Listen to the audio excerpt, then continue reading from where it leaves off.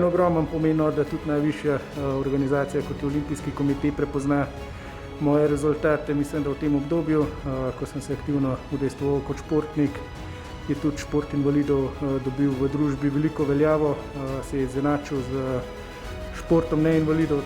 Sem pa seveda ponosen na rezultate, hvaležen sem za vse ljudi, ki so mi stali ob strani in me bodrili tudi takrat, ko ni bilo najlažje.